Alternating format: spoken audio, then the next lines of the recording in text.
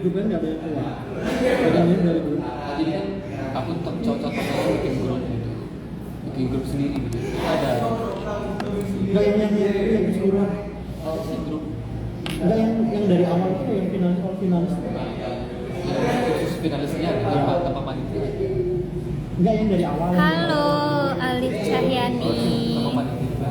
Nggak ada yang. Nggak ada yang. Halo teman-teman yang baru bergabung. Wah, banyak sekali. Ya.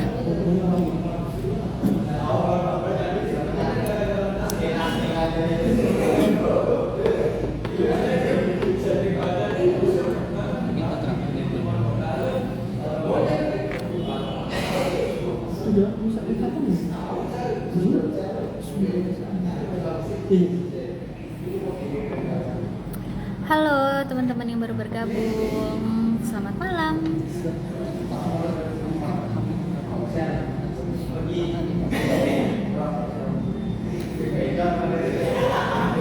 Jadi ini jam 20.56. Sebentar lagi kita akan ada 3 tamu dari Putra Putri Kebudayaan Nusantara yang akan mengisi talk show pada malam hari ini. Jadi buat teman-teman yang nonton, yang lihat, stay tune ya, karena nanti kalian bisa drop pertanyaan untuk Putra Putri Kebudayaan Nusantara tentang apapun itu. Kalian silahkan bertanya. Jadi pertanyaannya bisa kalian drop nanti di kolom komentar. Ya, tamu kita ada 3 orang laki-laki. Jadi buat cewek-cewek boleh stay tune ya. 3 orang Putra Putri Kebudayaan Nusantara bakal join live ini, live talk show tentang peduli budaya. Dan nanti buat teman-teman yang ada pertanyaan seputar budaya atau mungkin yang lainnya mengenai tanggapan-tanggapan dari Putra Putri Kebudayaan Nusantara, bisa langsung drop pertanyaannya di kolom komentar ya. Oke, waktunya sebentar lagi kita akan mengundang 3 orang Putra Putri Kebudayaan Nusantara untuk join. Jadi teman-teman yang udah nonton, stay tune terus ya.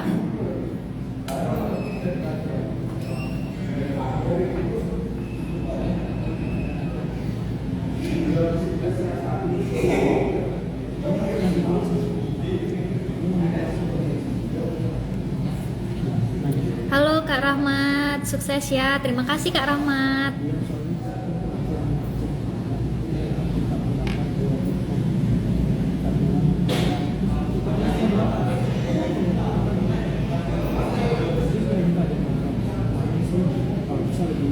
Halo yang baru bergabung, stay tune terus.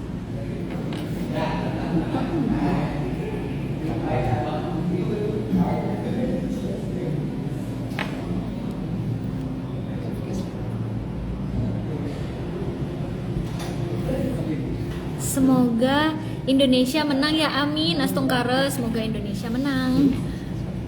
Apalagi perwakilannya dari Putra Putri Kebudayaan Nusantara. Semangat, terima kasih Kak Aca, sukses terus ya Kak Aca. Itu Kak Aca dari perwakilan Sumatera Utara. Cantik banget dia. Aduh, terima kasih Kak Rahmat. Oke, karena sepertinya 3 narasumber kita yang berasal dari Putra Putri Kebudayaan Nusantara sudah bergabung. Mungkin bisa langsung kita mulai ya sekarang dan kita undang.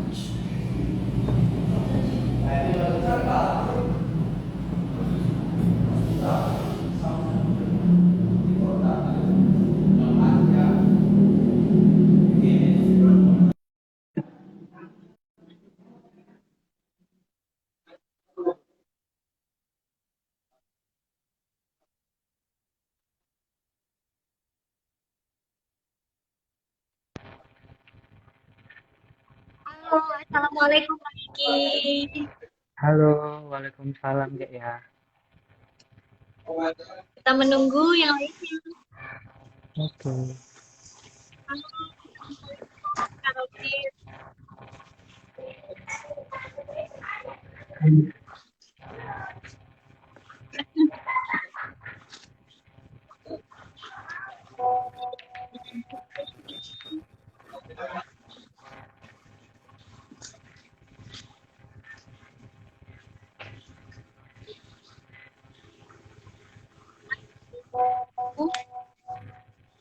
Halo, assalamualaikum. Assalamualaikum Bang Khalil. Oke, kita tes audio dulu. Bang Iki, kita sama suara kita. Bisa, Dengar Gek ya? nggak suaranya? Kak Robin bisa dengar suara gak ya? Halo, udah. Kak Robin bisa dengar suara gak ya? Iya, sudah masuk. Bang Khalil bisa dengar suara gak ya? Bang Khalil bisa dengar suara gak ya?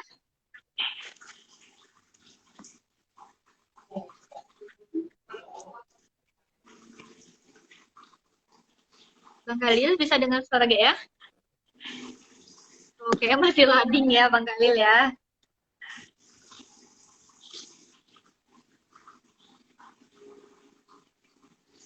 Oke, Bang Khalil, kalau dengar suara gak ya? Tangannya kayak gini.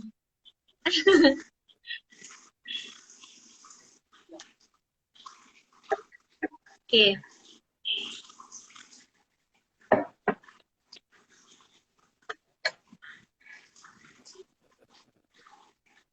Baik, sebelumnya Assalamualaikum warahmatullahi wabarakatuh. Om Swastiastu, Salam, Namo Buddhaya, dan salam sejahtera untuk kita semua. Baik, sebelumnya perkenalkan, saya Bu Dewi Madhya Mita Putri dari Perwakilan Putri Kebudayaan Nusantara Provinsi Bali, selaku host pada malam ini untuk memandu acara talk show Peduli Budaya. Dan selanjutnya mungkin dari narasumber bisa memperkenalkan diri terlebih dahulu dari Bang Iki. Oke, selamat malam Gek ya. Selamat malam. Selamat malam semuanya. Perkenalkan, nama saya Rizky Ramadan. Saya sekarang menjabat sebagai Putra Kebudayaan Adat Nusantara 2021 dan mewakili Sumatera Utara kemarin di ajang nasional. Terima kasih. Baik, terima kasih Bang Iki. Selanjutnya Kak Robit, silahkan memperkenalkan diri biar teman-teman tahu.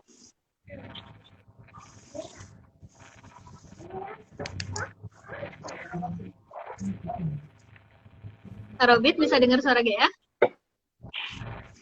Iya, bisa. Kak Robit Sudah bisa bisa memperkenalkan diri terlebih dahulu. Ya, sebelumnya selamat malam semuanya. Assalamualaikum warahmatullahi wabarakatuh. Perkenalkan, saya Agus Rifataila, kemarin sebagai perwakilan dari Provinsi Jawa Tengah di Putra Kebudayaan Nusantara tahun 2021. Dan alhamdulillah kemarin saya juga sebagai winner Putra Kebudayaan Nusantara tahun 2021. Sekaligus saya di sini sebagai second runner up top model Putra Kebudayaan Nusantara tahun 2021 dan sebagai best forward Putra Nusantara tahun 2021. Terima kasih. Baik, terima kasih Kak Robit. Luar biasa, Ya. ini kita ketemu winnernya ya. Nextnya langsung kita ke Bang Khalil. Bang Khalil, senyumnya indah sekali. Bisa memperkenalkan diri terlebih dahulu. Ya, terima kasih Gea. Hai Robit, hai juga Iki, dan juga para audiens.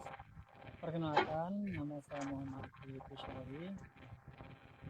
Saya perwakilan dari Aceh di tingkat nasional Putra Putri Kebudayaan Nusantara 2021 di Jogja. Dan alhamdulillah syukur rahmat Allah juga memberikan saya kesempatan untuk menjabat sebagai 5 runner up Putra Kebudayaan Nusantara 2021. Juga saya mendapatkan atribut sebagai Best Advokasi Putra Kebudayaan Nusantara 2021 dan juga saya menyandang sebagai top model Putra Kebudayaan Nusantara 2021. Oke, terima kasih Bang Khalil. Saya ucapkan juga terima kasih buat semua narasumbernya dan sekali lagi saya ucapkan selamat datang dan selamat bergabung buat teman-teman yang baru join ataupun yang sudah dari tadi join. Buat kalian yang ada pertanyaan nih tentang budaya, seputar budaya atau tentang apapun itu, tentang bagaimana tanggapan seorang putra kebudayaan Nusantara, bisa langsung drop pertanyaannya di kolom komentar ya. Nanti bakal dijawab sama kakak-kakak yang ganteng-ganteng ini dari Putra Kebudayaan Nusantara. Nah, ini adalah wajah-wajah dari seorang pemenang dari masing-masing daerah mereka yang sudah mengharumkan nama mereka. Ya, kalian bisa lihat. Nah, tuh ada Bang Iki, ada Kak Robit, dan juga ada Bang Khalil. Ini kayaknya Kak Robit sama Bang Khalil itu lagi ada di luar daerah ya, makanya nggak pakai selempang ya, sangat sibuk ini Iya, winner-winner kita ya. benar-benar. Tuh. Jadi memang Putra-Putri Kebudayaan Nusantara itu ada aja kesibukannya nih. Contohnya winnernya itu lagi ada di luar daerah, sehingga hari ini ada talk show menyempatkan hadir, menyempatkan waktunya untuk bercerita, untuk sharing nih sama teman-teman juga di sini. Oke, karena belum ada yang nanya, jadi saya aja deh yang nanya ya. Gak apa-apa kan saya yang nanya dulu ya, sebelum teman-teman yang lain nanya. Nah, jadi ini pertanyaannya berlaku untuk buat Bang Iki, Kak Robit, dan juga Bang Khalil. Nah, Jaya mau tahu nih, apa aja sih persiapan kalian selama menuju karantina, terlebih lagi menuju grand final PPKN 2021. Karena kan kita tahu Bang Iki, Bang Khalil, dan juga Kak Robit itu adalah ada yang seorang mahasiswa, ada juga seorang pekerja gitu kan. Ibaratnya pasti dong juga punya kesibukan lain selain mempersiapkan untuk putra-putri kebudayaan Nusantara ini. Kita mau tahu apa aja sih yang disiapin dan gimana sih cara kalian mempersiapkan atau membagi waktu nih untuk mempersiapkan PPKN, tapi di sisi lain juga sebagai seorang mahasiswa gitu. Mungkin jawabannya bisa dijawab dari Kak Robit selaku winner Putra Putri Kebudayaan Nusantara. Terima kasih atas pertanyaannya. Untuk masalah persiapan ya, saya sendiri di sini kuliah di Jogja, Kak. Otomatis ketika saya mewakili Provinsi Jawa Tengah, saya harus pulang pergi. Antara Jogja, saya di Pekalongan, saya harus membagi waktu saya. Dan kalau masalah materi atau teori dan sebagainya, saya belajar dari asrama. Saya belajar dari orang-orang sekitar saya. Kebetulan saya di asrama itu banyak bertemu sama orang-orang luar daerah. Kemudian ada Cilacap, kemudian dan Brebes dan sebagainya. Di situ saya mencoba menggali apa aja budaya-budaya mereka, apa aja budaya yang ada di provinsi mereka masing-masing, apa aja budaya yang ada di daerah atau kabupaten kotanya masing-masing. Nah, dari itu saya coba untuk menyimpulkan, oh ternyata budaya ini banyak sekali di daerah ini. Nah, di daerah ini harus kita pamerkan, harus kita carikan budaya-budaya kita, supaya kita tidak tertinggal. Dan satu lagi untuk persiapannya adalah mengenai kesehatan. Apalagi kita dalam pandemi seperti ini ya Kak ya, kita harus menjaga kesehatan kita. Takutnya kalau kita terlalu sibuk, kita terlalu aktif, justru kesehatan kita yang keserang. Mungkin secara teori kita bisa up, tapi kesehatan kita doang otomatis sama aja. Kita harus bersiapkan 3 hal itu. Waktu, kemudian dari materi kita, kemudian kesehatan kita. Itu kalau dari saya. Oke, makasih ya Kak Robin. Jadi luar biasa persiapannya itu ternyata nggak cuma datang dari diri sendiri ya, tapi melihat bagaimana sih lingkungan kita, bagaimana orang-orang sekitar kita jika berada di posisi kita ya.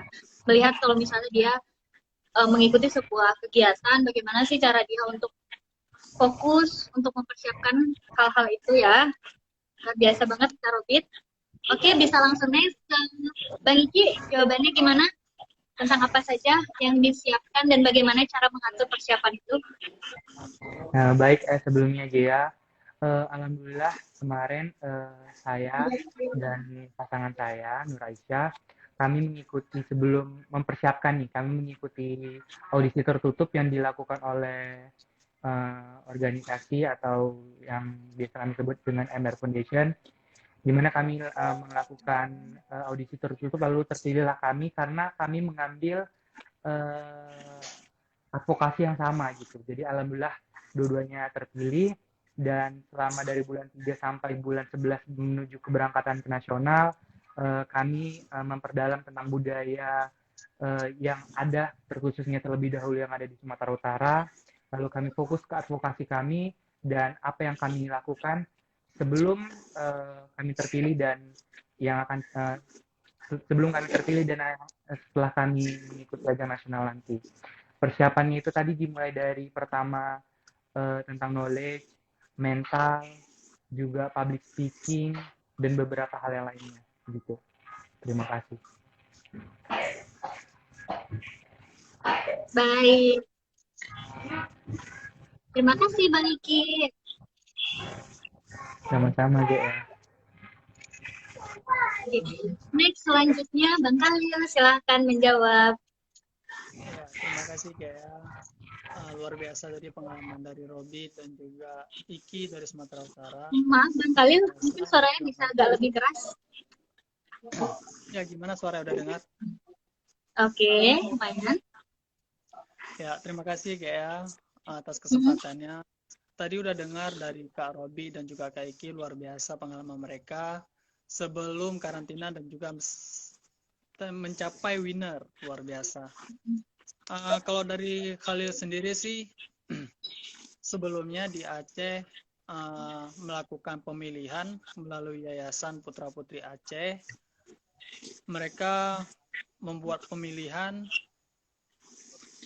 pada setelah itu alhamdulillah dengan rahmat Tuhan dan juga rahmat Allah Subhanahu wa taala memberi kesempatan bagi saya untuk menjadi winner di Provinsi Aceh. Setelah itu banyak hal-hal yang saya gali tentang budaya, tidak hanya tentang budaya Aceh, tetapi juga di wilayah-wilayah lain, khususnya di Indonesia. Ini merupakan sesuatu yang harus kita jaga, dan ternyata beberapa referensi yang saya baca bahwa Indonesia sangat kuat, akan bahkan menjadi kekuatan potensi yang sangat besar di Indonesia tentang budaya ini.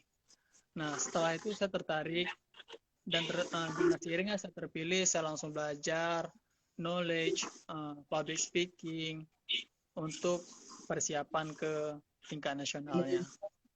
Seperti itu ya. Ya, seperti sama juga tadi kata Kak Robi, kesehatan. Kesehatan itu sangat luar biasa yang harus kita jaga di dalam persiapan ini. Karena kan ada juga beberapa hal kendala dengan kesibukan kita masing-masing dan juga mempersiapkan persiapan untuk ikut ajang ke nasionalnya. Terima kasih. Oke, makasih buat Bang Khalil dan juga Bang Iki. Jadi yang bisa Gea tangkap itu bahwa Bang Iki dan Bang Khalil itu berawal dari mengikuti pemilihan ya di daerah masing-masing, di provinsi masing-masing, lalu akhirnya terpilih dan akhirnya dikirim untuk menjadi perwakilan Putra Putri Kebudayaan Nusantara dari masing-masing provinsi. Dan juga mungkin persiapannya dari Bang Khalil, Bang Iki, dan juga Kak Robin itu hampir sama tentang bagaimana sih pemahaman kita tentang materi, tentang budaya, terlebih lagi bagaimana anggapan kita atau pandangan kita tentang budaya. Dan juga selain itu, seperti yang dibilang tadi bahwa kesehatan itu sangatlah penting karena beberapa orang itu kan ada yang hanya memikirkan bahwa persiapan itu hanya seputar tentang bagaimana materinya, bagaimana pemahamannya, bagaimana catwalk, public speaking, hanya itu ya. Padahal kalau misalnya ngomongin soal persiapan, kesehatan itu juga perlu ya, kesehatan jasmani maupun rohani. Itu sangat perlu ya. Nah, tadi ini udah ada satu penanya dari akun namanya Doremi Fasola Sido, ya, dari akun bernyanyi. Oke, sebelumnya kita berpisah dengan Bang Iki, mungkin terkendala jaringan, beginilah ya, di masa pandemi kita hanya bisa terhubung lewat live, lewat kamera, dan juga banyak sekali kendalanya, tapi nggak apa-apa, meskipun ada kendala jaringan, tetap nih di sini tuh banyak yang nonton, banyak antusiasnya melihat tentang Putra Putri Kebudayaan Nusantara. Oke, nih kita gabung lagi sama Bang Khalil.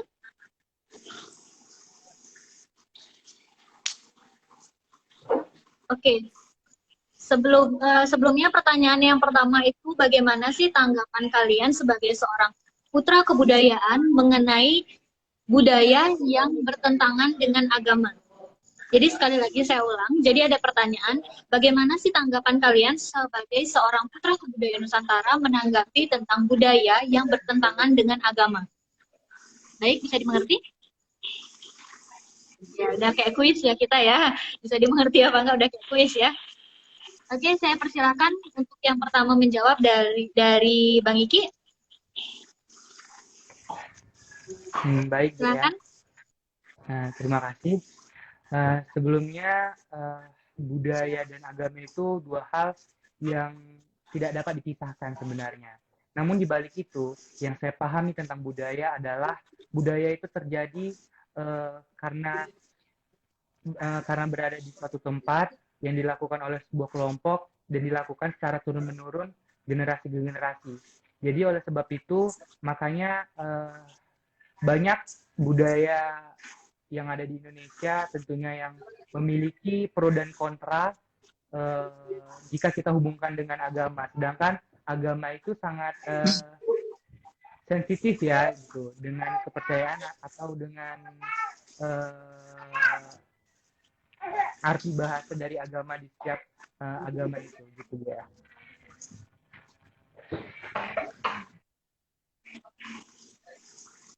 Oke, baik. Sudah, terima kasih Bang Kiki. Oke, kita masih mencoba untuk terhubung dengan Bang Khalil ya. Baik, langsung selanjutnya dari Kak Robit, bagaimana tanggapannya tentang budaya yang bertentangan dengan agama? Kalau dari saya pribadi, saya setuju apa yang dikatakan oleh Bang Iki, bahwasanya budaya itu terjadi karena ada turun-menurun. Artinya apa? Adat istiadat kita, budaya kita, itu aja zamannya nenek moyang kita. Jadi, kalau masalah ada adat istiadat bertentangan agama, ya kita sebagai generasi muda bangsa Indonesia harus bisa memahami hal itu. Artinya apa? Sekarang budaya itu semakin berkembang, Kak. Budaya itu semakin bisa kita pahami, semakin bisa kita pelajari. Dengan semboyan kita aja, Bhinneka Tunggal Ika. Walaupun di sini kita sudah berbeda-beda, tetapi dengan budaya, kita bisa menjadi satu. Dan menurut saya sendiri, mungkin budaya itu diwariskan oleh nenek moyang kita, dan pada zaman sekarang harus kita kembangkan, harus kita modifikasi. Dalam arti modifikasi di sini itu bukan yang kita merubah semuanya, itu enggak. Kita harus mengikuti yang zamannya modern seperti ini. Seperti itu. Baik, terima kasih Kak Robit. Selanjutnya Bang Khalil, sudah aman? Halo Bang Khalil? Aduh. Oke, ini masih kendala sinyal ya Bang Khalil ya. Halo Bang Khalil. Oke, ini kayaknya Bang Khalilnya nge-lag ya, nge-freeze ya. Bang Khalil, bisa dengar suara Gea?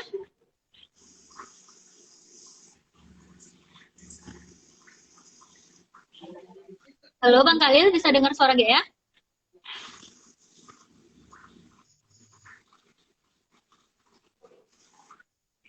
Bang Khalil, bisa dengar suara Gea? Bang Iki masih dengar suara Gea nggak? Masih. Masih. Bang Khalil dengar suara Gea?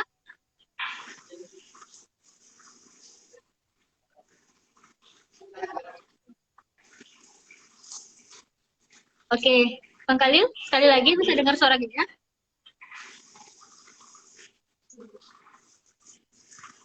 Oke, kayak Bang Khalil masih terkendala jaringan ya. Kita next aja. Tapi sebelum itu, Gea juga ingin membahas tentang bagaimana budaya yang bertentangan sama agama.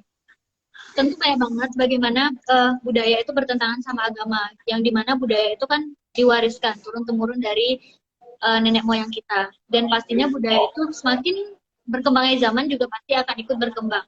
Karena menurut dia pribadi, kalau sesuatu yang tidak mengikuti zaman itu pasti biasanya akan ditinggalkan, termasuk juga budaya. Itu sebabnya kenapa beberapa daerah ikut juga mengembangkan budaya, tapi tidak meninggalkan kesan dari tradisionalnya. Ada beberapa budaya yang ikut dikembangkan juga, tapi masih terjaga seperti kayak tradisional itu masih kejaga. Karena segala sesuatu yang tidak mengikuti zaman itu pasti akan tertinggal. Karena dari manusianya sendiri, dari SDM-nya sendiri itu pasti berpikir ikut yang mengarah ke lebih modern. Seperti itu. Jadi nggak asing lagi kalau misalnya kita dengar budaya yang bertentangan sama agama. Ya kan Bang Iki sama Kak Robit ya. Jadi Benar pasti sekali, ada aja beberapa budaya yang bertentangan sama agama, tapi balik lagi ke sumber daya manusianya, balik lagi ke manusia. Bagaimana sih kita bisa selektif untuk memilih mana sih budaya yang baru atau budaya modern yang bisa sama budaya kita dan bisa berkembang di daerah kita. Seperti itu. Nah, oke. Next, lanjut pertanyaan selanjutnya. Itu ada dari Explore Pageant yang bertanya, bagaimana cara kalian menjadi promotor of culture di masa pandemik selain dari sosial media? Sekali lagi, bagaimana cara kalian menjadi promotor of culture di masa pandemik selain dari sosial media? Sudah jelas? Iya. Silahkan dari Karobit. Hah? Dari Karobit bisa menjawab terlebih dahulu. Halo, Karobit.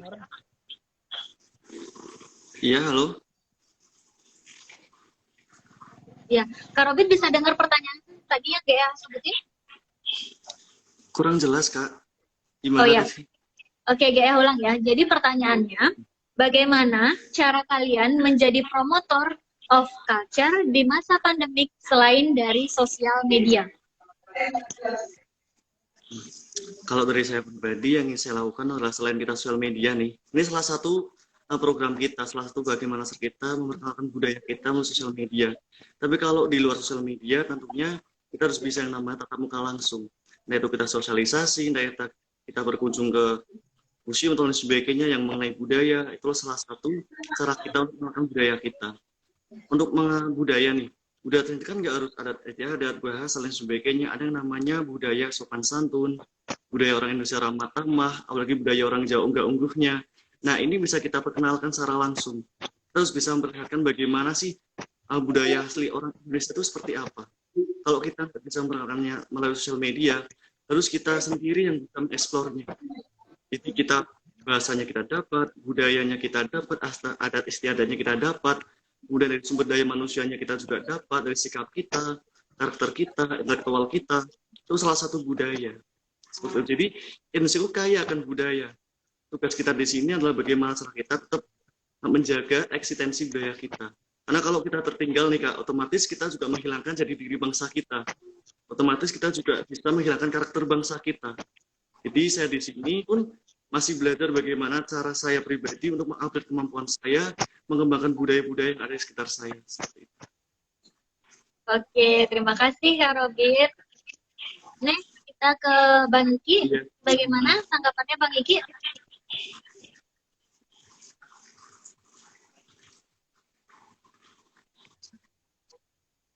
Halo, Bang Iki. Halo. Silahkan, bagaimana tanggapan Bang Iki? Perlu GA Ya, ulang baik. pertanyaannya? Kalau kita paham udah jelas. Baik, menurut saya kalau kita berbicara tentang promosi itu bagaimana bukan hanya kita sembarangan untuk memberikan informasi tentang tempat wisata, tempat budaya atau yang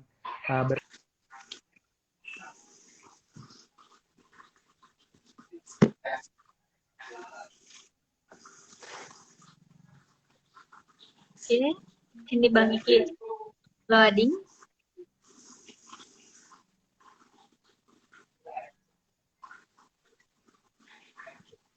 Oke, kayaknya ini sekarang giliran ya Bang Iki yang terputus ya jaringannya. Giliran tadi Bang Khalil, sekarang Bang Iki. Oke, kayak lompat aja ya ke Bang Khalil. Bang Khalil gimana tanggapannya? Bagaimana tanggapannya Bang Khalil? Pernah dia ulang Ya, pertanyaannya? makasih DG ya. Jadi kan, ya saya jelas. Jadi yang harus kita pahami, budaya ini tidak hanya dalam bentuk tari, rumah adat, atau sebagai dan lain sebagainya. Yang harus kita pahami bahwa karakter kita sehari-hari juga merupakan suatu adat yang kita tanamkan dalam diri kita sendiri. Ramah, tamah, sopan santun, itu merupakan budaya yang harus kita tanamkan dalam diri kita sendiri. Ketika kita sudah menanamkan diri kita dalam budaya tersebut, secara otomatis kita sudah melestarikan budaya, yaitu budaya Indonesia yang dikenal dengan keramahan.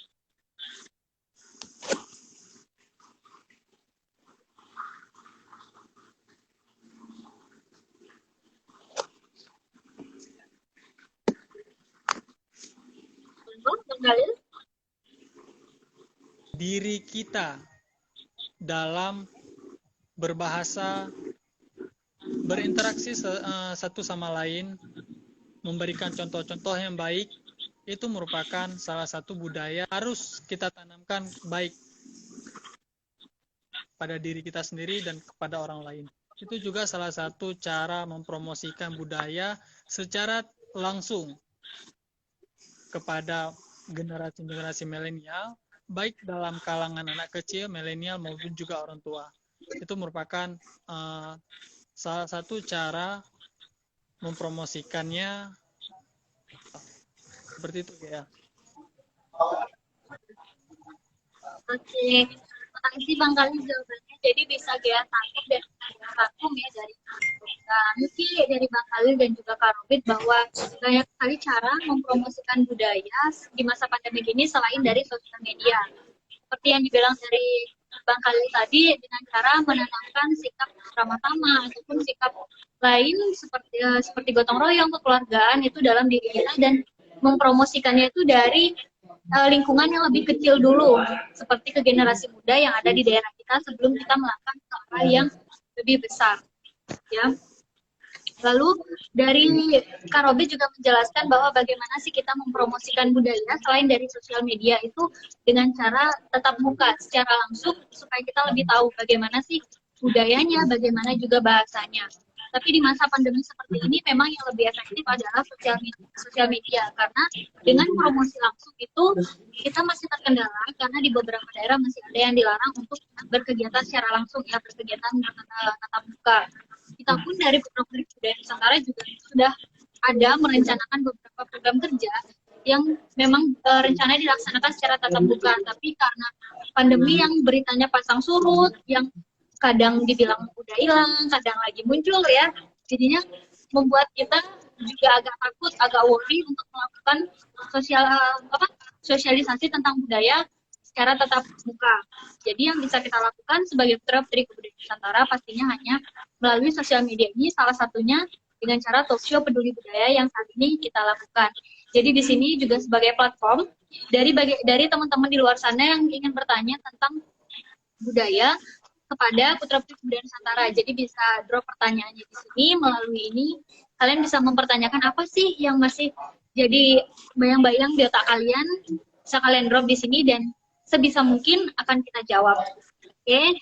Ya, ucapkan terima kasih buat Kak Robit, Bang dan juga Bang Khalil atas tanggapannya. Tadi juga ada masukan nih kita tadi dari ke atas nama siapa ya tadi ya? Nizam kalau nggak salah, yang mengatakan bahwa budaya bisa berkembang mengikuti era zaman tapi tidak meninggalkan ciri khas tradisionalnya. Itu benar banget. Seperti yang dia bilang tadi, meskipun dia agak ngandet-ngandet ya, maklumin grogi ketemu cowok-cowok ganteng. Grogi ketemu cowok-cowok ganteng, jadi agak ngandet nih.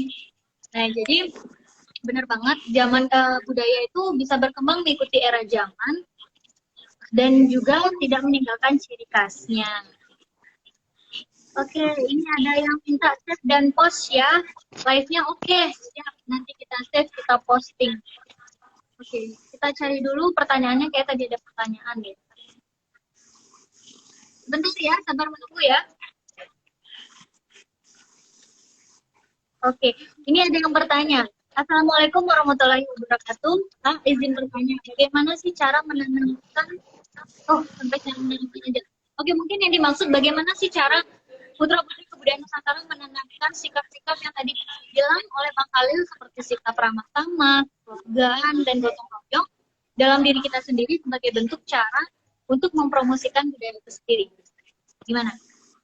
Sudah jelas dengan pertanyaannya? Oke, Gaya ulang sekali lagi. Jadi pertanyaannya bagaimana kita sebagai seorang Putra-Putri Kebudayaan Nusantara dalam menanamkan sikap-sikap seperti sikap ramah tamah, kekeluargaan, saling tolong-menolong, menghormati dan juga menghargai dalam diri kita sendiri sebagai bentuk promosi culture di masa pandemi seperti ini. Sudah jelas? Dan baik. Ya, persilakan untuk Bang Khalil memberikan tanggapan. Ya. Yang pertama, kita harus punya target. Kita harus punya goals. Apa goals?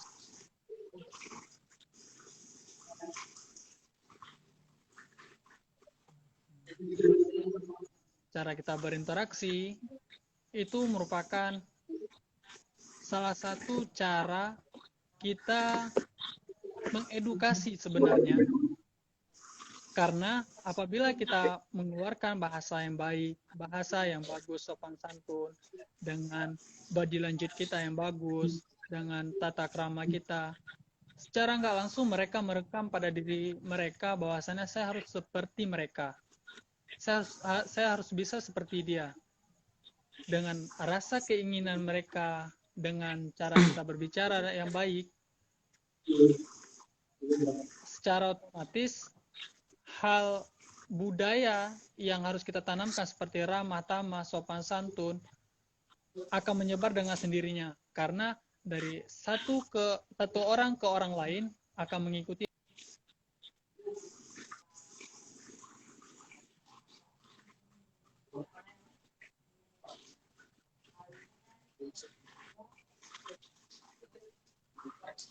Oke, Bang Khalil terputus lagi nih.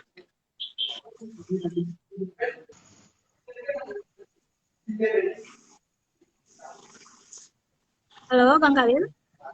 Halo? Ya. Maaf, tadi terputus.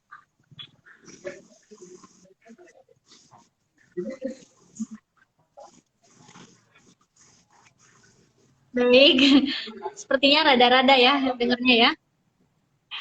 Baik, terima kasih ya Bang Khalil ya. Oke, next kita ke Bang Iki. Nih, Bang Iki nih pertanyaannya, bagaimana cara menanamkan rasa keinginan tentang budaya kepada para remaja khususnya? Nah, baik, terima kasih.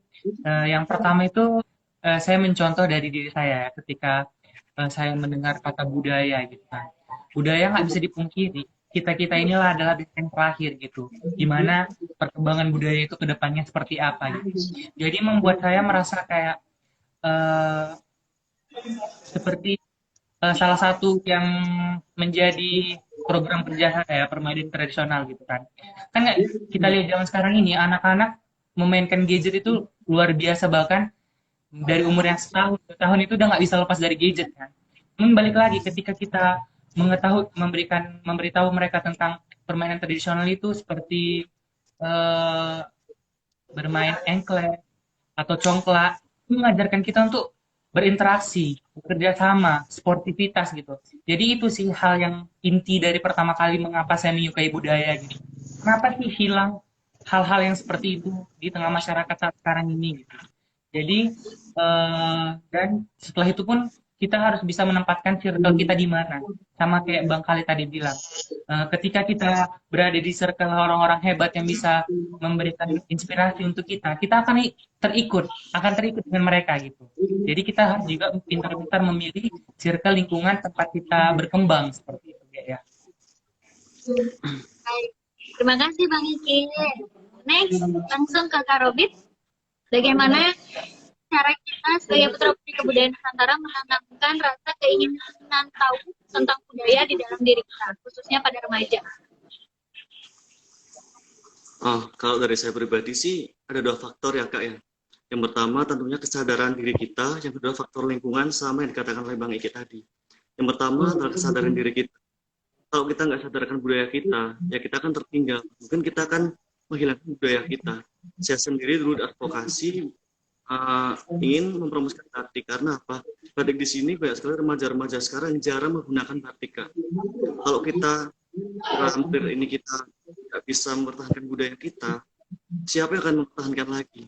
Karena remaja-remaja kita yang akan mempertahankan, yang akan memperkenalkan juga. Nah di sini tentunya kesadaran diri kita masing-masing. Kalau kita sadar-sadar, bagaimana cara kita untuk terus mempromosikan budaya kita, bagaimana cara kita sebagai generasi muda bangsa Indonesia untuk terus yang namanya menjaga eksistensi budaya kita. Sebenarnya kita sadar akan budaya kita, budaya daerah kita masing-masing itu yang paling penting. Yang kedua, itu circle atau faktor lingkungan. Sama yang dikatakan oleh Bang Ki, bahwasanya kalau circle kita ini udah dalam artian, mohon maaf, menyimpang, hal-hal negatif dan sebagainya, kita akan terjerumus, Kak. Tapi sebagai remaja, kita harus tahu kita tuh face-nya kita di mana, apa yang harus kita dapat, apa yang harus kita jauhi. Untuk masalah budaya ini, kita harus bisa namanya menemukan circle-circle yang bisa membantu kita untuk menanamkan kesadaran akan budaya.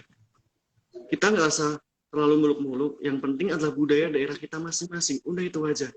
Kalau kita udah sadar mengenai budaya daerah kita, otomatis kita udah cintakan budaya daerah kita sendiri. Dan secara tidak langsung, budaya Indonesia sudah ada di tangan kita, sudah ada di hati kita masing-masing. Udah, itu menurut saya. Baik, oke, terima kasih buat Kak Robit, Bang Khalil, dan juga Bang Ki atas jawabannya, atas tanggapannya bagaimana sih cara kita menanamkan rasa keingintahuan tentang budaya. Tadi disebutin dari ketiga Putra Kebudayaan Nusantara bahwa faktornya itu ada dari faktor lingkungan, faktor kesadaran juga. Nah itu benar banget ya, jadi gimana sih kita cara biar ada rasa ingin tahu dalam diri kita itu pasti dari kesadaran diri masing-masing. Bagaimana sih kita sadar bahwa budaya kita itu loh kita yang punya, kita yang harus jaga, kita yang harus melestarikan. Jadi ya memang kita sebagai generasi muda tugasnya untuk memperkenalkan dan juga menjaga tentang budaya itu sendiri. Lalu faktor lingkungan juga. Ya masa iya kalau misalnya kita sebagai seorang gini ya duta budaya terus kita bergaulnya sama musisi gitu kan ibaratnya ya gitu kan. Jadi kita belajar budaya dia belajar lagu gitu kan. Sebenarnya masih ada relevansinya cuman ya agak menyimpang. Nah, jadi memang circle lingkungan baik itu keluarga, teman, saudara itu memang sangat berpengaruh. Sama ibaratnya kita kayak dalam mengikuti putra-putri kebudayaan Nusantara ini kan, kalau misalnya circle kita adalah orang-orang yang tidak suka pigeon, pasti dia menganggap adalah itu hal yang biasa. Tapi kalau misalnya circle kita adalah orang-orang yang mau mendukung kita, pasti ada dong rasa semangat lebih untuk dalam mengikuti sebuah kegiatan itu. Nah, jadi memang lingkungan itu sangat berpengaruh dalam proses berkembangnya, dalam proses perkembangan diri kita menuju ke arah yang lebih baik. Oke, terima kasih buat Kak Robit, Bang Khalil, dan juga Bang Iki pertanyaannya.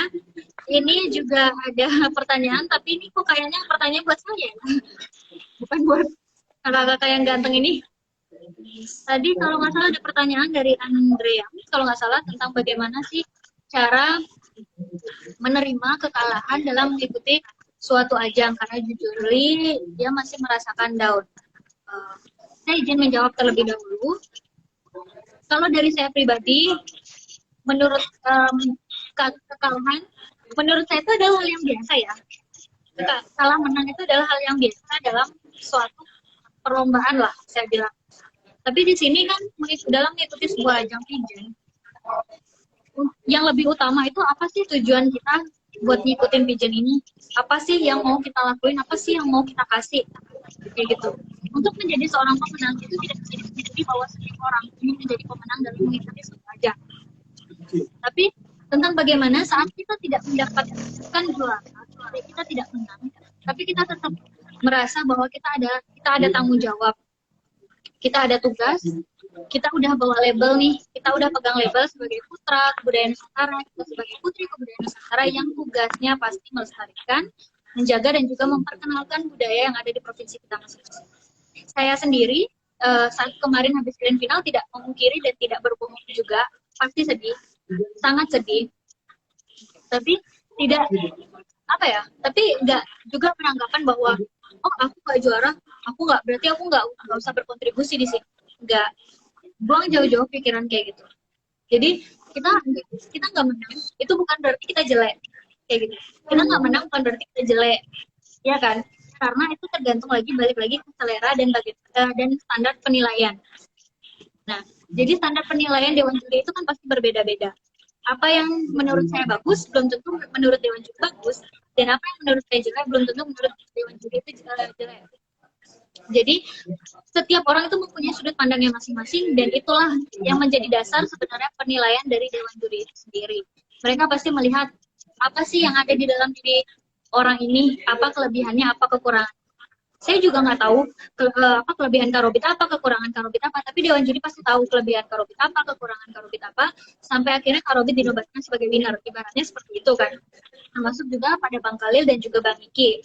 Jadi menurut saya kekalahan itu bukan hal yang memalukan, juga bukan hal yang kayak kayak sedih banget gitu loh.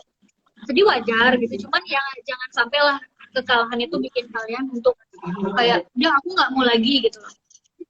Jadiin kekalahan itu sebagai pengalaman dan jadikan itu tuh sebagai pelajaran untuk kalian ke depannya. Oh, aku kemarin udah seperti ini nih. Aku kalah, oh berarti aku ada yang kurang. Berarti aku kurangnya di sini, aku belum maksimal. Next time aku harus lebih kuat. Next time aku lebih performnya harus lebih maksimal. Kayak gitu. Jadi jadiin kesalahan itu sebagai pelajaran dan juga lihat orang-orang yang udah dukung kita, yang udah percaya bahwa kita layak. Karena mentor saya pernah bilang, karena lihat deh, kamu di usia 19 tahun, kamu mau loh maju ke ajang nasional. Dibandingkan orang-orang umur 19 tahun lainnya itu masih masih kayak leyeh-leyeh, masih luntang-lantung, dia masih masih nongkrong sana sini, ibaratnya seperti itu ya, masih nggak peduli tentang kedepannya mau kemana. Tapi kamu punya passion, kamu punya keinginan untuk belajar, dan kamu berani untuk maju ke nasional melawan 34 provinsi, yang dimana setiap provinsinya itu pasti orang-orang terbaik, iya kan? Sama juga kayak Kak Robit, Bang Iki, dan Bang Khalid. Di umuran yang mungkin harus sibuk kuliah, yang harusnya bisa happy-happy sama teman-temannya, mainan kesana kesini, tapi lebih memilih untuk ikut dalam ajang Putra Putri Kebudayaan Nusantara. Itu udah luar biasa banget, udah hebat banget. Ada keinginan mau belajar itu lebih baik daripada orang pintar. Itu banyak banget di luar sana, tapi orang yang mau belajar itu sedikit. Ya nggak? Setuju nggak? Setuju banget. Oke. Ini Gaya udah banyak banget ngomong, udah banyak banget ngasih tips tentang kekalahan. Gaya juga mau dengar dari Kak Robin, Bang Khalil, dan Bang Iki. Gimana sih cara kita menanggapi kekalahan itu supaya kita nggak down terus-terusan dan tidak menganggap kekalahan adalah sebagai akhir dari segalanya.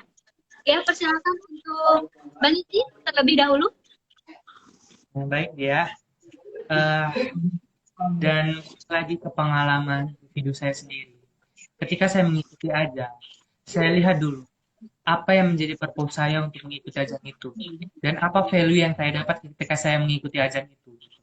Jadi ketika saya melihat ajang ini, saya sangat tertarik gitu mengenal budaya, terkhususnya yang ada di Sumatera Utara, karena saya mewakili Sumatera Utara. Lalu ketika saya setelah menemukan apa niat dan tujuan saya, baru saya terjun dan meyakini bahwasanya ketika saya mengikuti ajang, menang itu adalah bonus.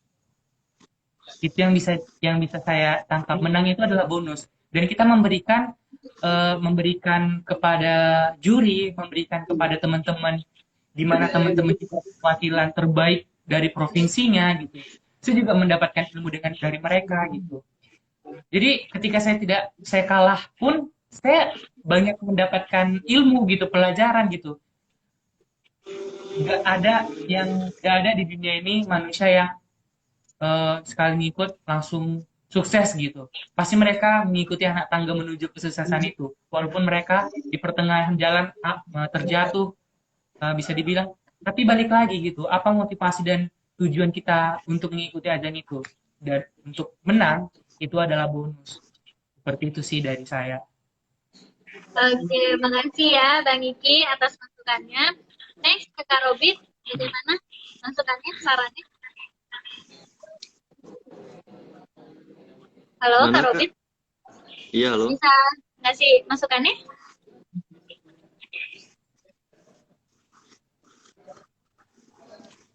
Gimana? Halo Kak Robin? Mungkin bagaimana tanggapan Kak Robin tentang bagaimana kita menanggapi kekalahan dan bagaimana supaya kita tidak down saat kita kalah? Kalau dari saya pribadi, yang penting kita ketika ingin melakukan sesuatu, yang paling utama adalah tujuan kita dulu.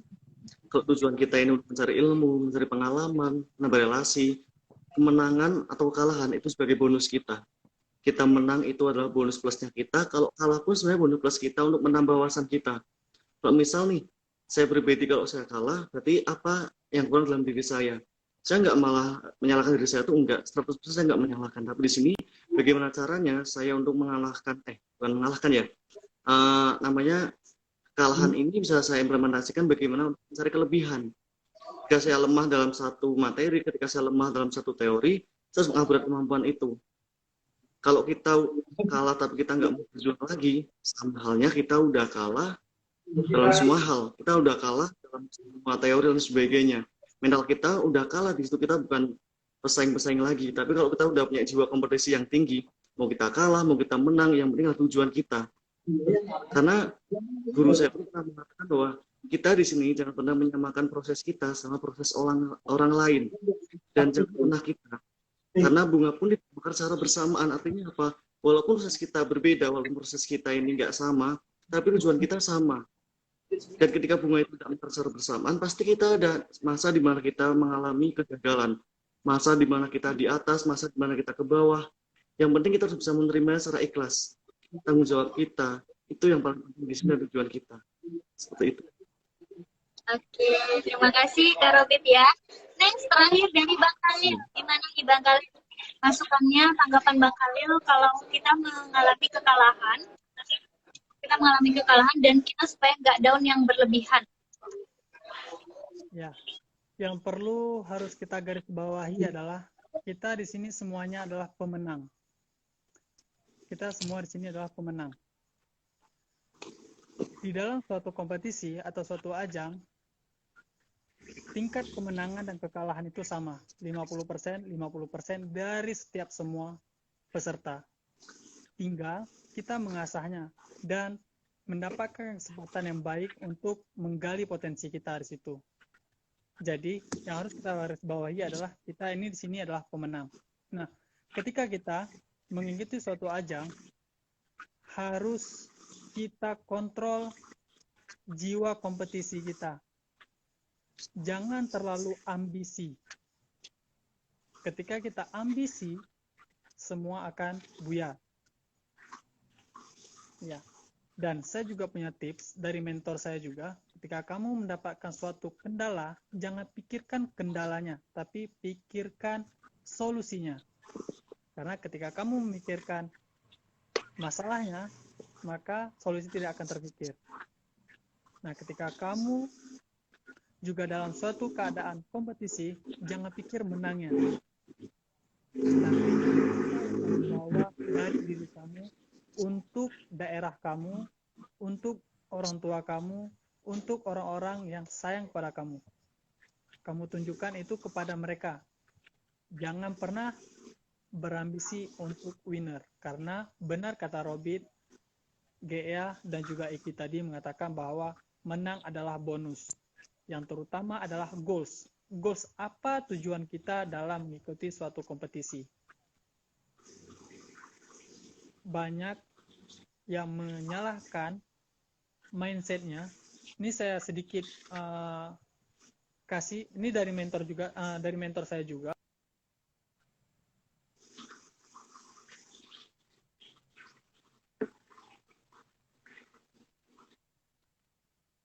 Pejuang. Karena seorang pejuang siap menerima kekalahan dan juga siap menerima menang. Nah, ketika kamu sudah siap, sudah menjadi jiwa pemenang, silakan berkompetisi. Tapi jika kamu memiliki jiwa pemenang, maka ambisi yang akan terdepan.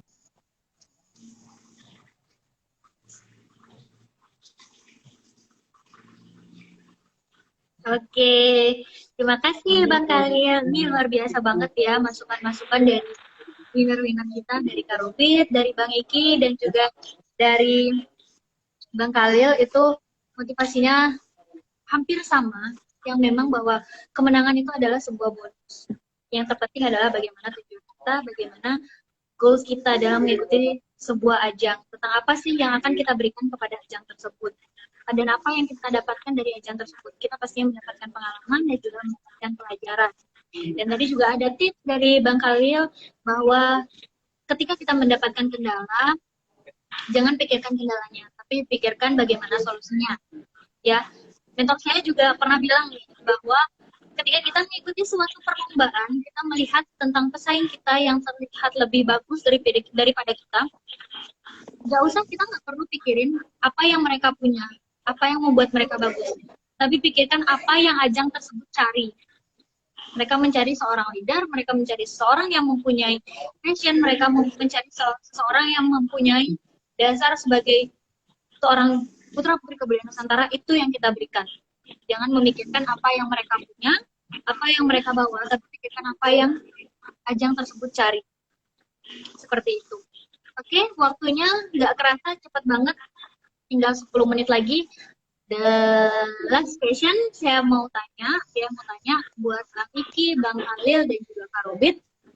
Nah, kita kan udah ngomongin nih dari tadi tentang budaya, tentang bagaimana kita sebagai putra-putri kebudayaan Nusantara dalam mempromosikan budaya, apalagi di masa pandemi, dan selain di sosial media, apa yang kita lakukan. Dan dia juga mau tanya buat Kak Robit, Bang Khalil, dan juga Bang Iki, apa sih program kerja selain talk show ini yang sudah dari Kak Robit, Bang Iki, dan juga Bang Khalil siapkan untuk putra-putri kebudayaan Nusantara yang Astungkara insya Allah kalau kondisinya mendukung akan dilaksanakan. Seperti itu. Jelas? Gaya ulang sekali lagi. Dari Bang Khalil, Bang Iki, dan juga Kak Robit. Program kerja apa sih yang akan dicanangkan atau yang akan diberikan kepada putra-putri kebudayaan Nusantara yang sesegera mungkin ke depannya akan dilaksanakan? Sudah jelas? Baik, dari Bang Khalil, silakan. Ya, tetap satu tali, satu benang merah dengan advokasi saya, yaitu targetnya milenial. Program sudah tersusun, cuman ada beberapa kita hadapi saat ini, yaitu tentang COVID. Jadi, jikalah suatu saat atau ke depannya nanti COVID ini akan berakhir, mudah-mudahan seperti itu, maka program ini akan segera dijalankan. Yang pertama adalah edukasi terhadap milenial, bagaimana budaya kita sebenarnya secara khusus di Aceh, secara meluas di Indonesia. Yang kedua, di Aceh kami membuat program melalui Yayasan Putra Putri Aceh, yaitu namanya mengunjungi sekolah-sekolah. Mengunjungi sekolah-sekolah untuk mengedukasi bagaimana budaya, bagaimana kita melestarikan budaya, apa pentingnya budaya, apakah budaya hanya sekedar nama dalam suatu daerah atau kita aplikasikan ke dalam kehidupan kita sehari-hari. Nah, edukasi itu yang harus kita bangunkan terlebih dahulu. Setelah itu, cari cara bagaimana mereka mencintai budaya itu semenarik mungkin. Itu sih target.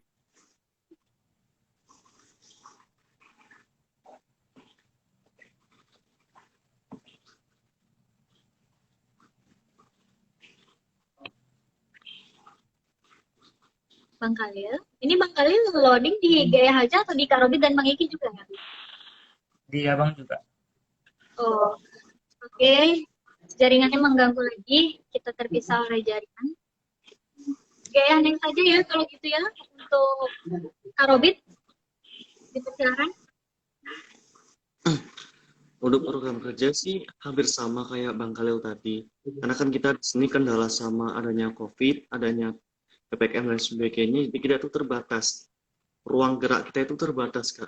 Yang harus kita lakukan pertama melalui sosial media. Kalaupun nantinya kita udah new normal ataupun semuanya udah membaik, saya pengen mempromosikan budaya sama halnya di sekolah-sekolah. Karena menurut saya adalah kita harus mengenal budaya kita sama yang sedini mungkin. Punya remaja-remaja di kalangan anak-anak pelajar, yaitu SD, SMP, SMA, itu perlu kita edukasi. Karena apa? Mereka inilah nanti akan mewariskan. Mereka inilah yang akan nanti kita wariskan budaya-budaya kita. Mereka inilah yang akan terus mempromosikan budaya kita, memperkenalkan budaya kita. Saya bangga ketika saya di sosial media, apalagi di banyak sekali postingan-postingan anak-anak remaja kita sudah belajar budaya, entah itu tari, entah itu bagaimana cara alat musik, itulah salah satu kecintaan mereka. Nah, ini harus kita support.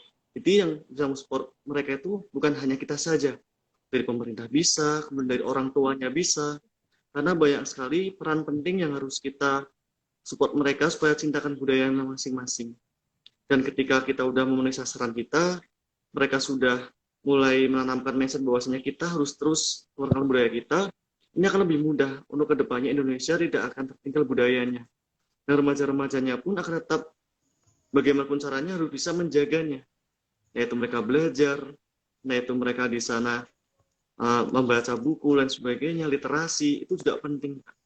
Nah di sini pun, karena saya dari kota Pekalongan sebagai kota batik, saya pun ingin membawa slogan saya, yaitu remaja batik. Remaja batik ini adalah baik, aktif, kreatif. Artinya kita baik secara kepribadian kita baik secara pola pikir kita aktif dalam beberapa organisasi, kita aktif dalam beberapa kegiatan, dan kita harus kreatif. Ini salah satu bentuk kita kreativitas kita melalui sosial media. Ini sudah terbukti, sudah implementasikan bahwasanya kita sudah kreatif.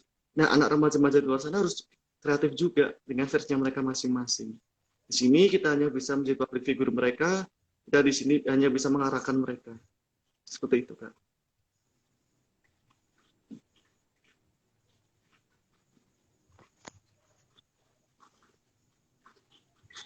Suaranya nggak kedengeran, Kak Gia.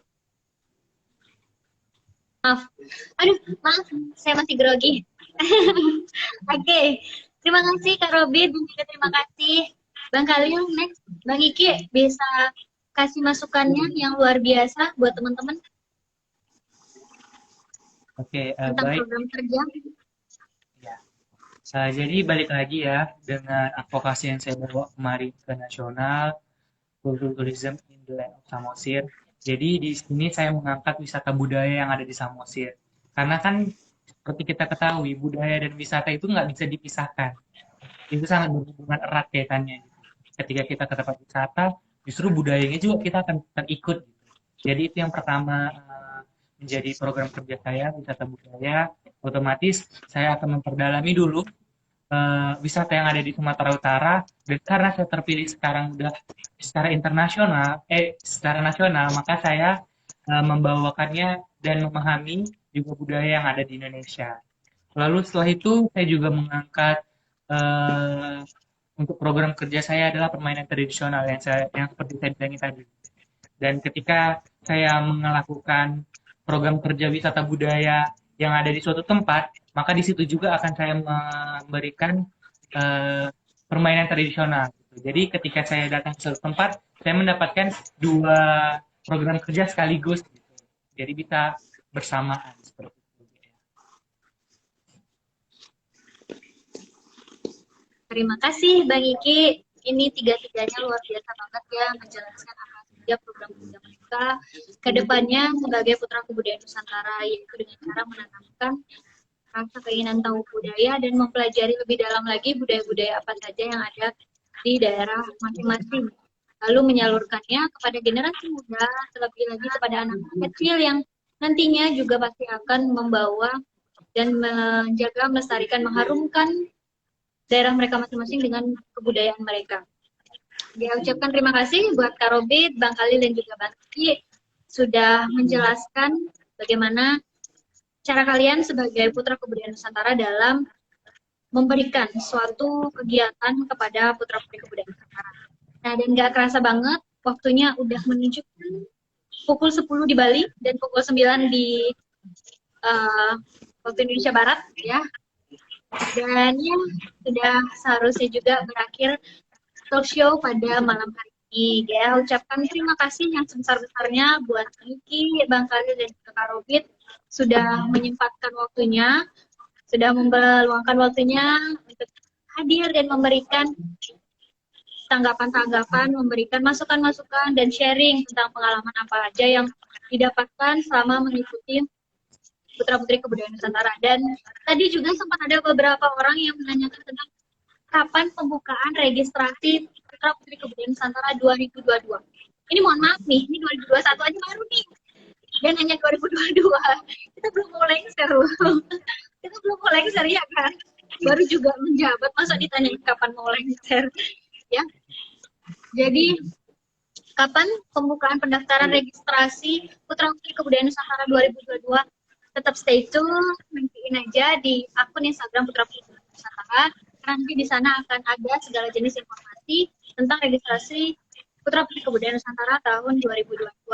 Dan ini juga masih ada beberapa yang komen, keren abang-abang semuanya. Ya keren banget, kalau nggak keren mereka nggak minat ya.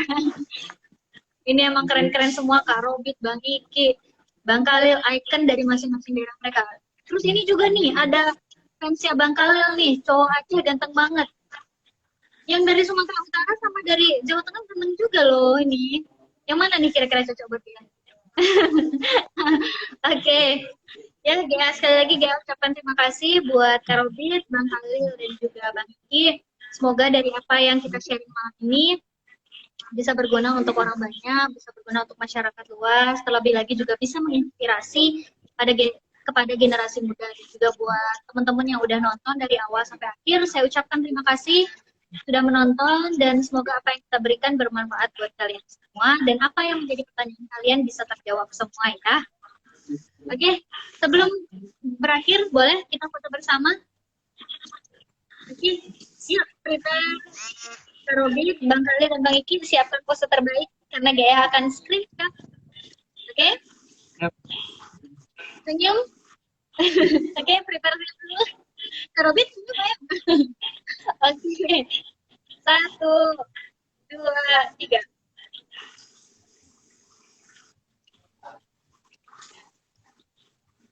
Oke, Gaya ulang ya sekali lagi. Bentar ya, oke. Sekali lagi boleh? Sekali lagi. Oke, sebentar ya. Kita kendala dulu sebentar ya. Oke. Bentar, saya agak gaptek nih. Gimana nih cara screenshot? Oke, saya dibantu dulu ya.